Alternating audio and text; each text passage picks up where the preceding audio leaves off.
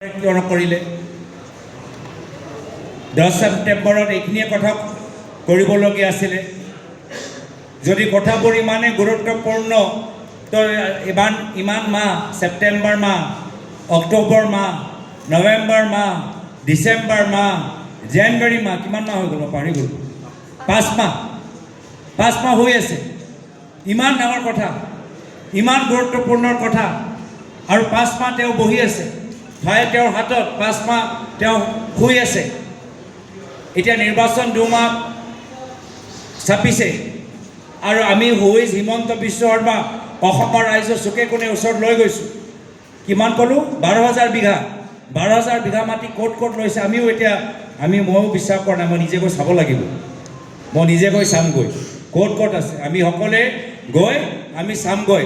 আৰু আমি নিজে চাম আৰু ৰাইজক দেখাম যে 12,000 বিঘা মাটি অসমৰ মুখ্যমন্ত্ৰীয়ে ক'ত লৈছে আমি দেখাম আৰু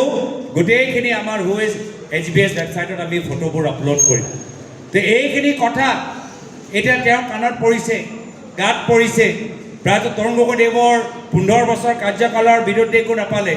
এতিয়া সেইকাৰণে 5 মাহ যি বিষয়ৰ ওপৰত শুই আছিলে আকৌ সেইখিনি কথা লৈ আজি তেওঁ এতিয়া কথাবোৰ ৰাইজৰ মাজত ফাদিল কৰিছে মইতো আগতে কৈছোঁ ফ্লপ আৰু তেওঁ জানে ফ্লপ কিন্তু উপায় নাই সেইকাৰণে ফ্লপটো এতিয়া মুকলি কৰিবলৈ বাধ্য হৈছে আমি আজি এই সংবাদমেলটো যদি সকলৰ অনুমতি থাকে আমি ইয়াতে সামৰিব বিচাৰিছোঁ ভূপেশ বাগেল ডাঙৰীয়া ইয়াৰ পিছত এটা ফ্লাইট আছে আপোনালোকৰ যদি কিবা মনত প্ৰশ্ন আছে আমাক পিছত সুধিব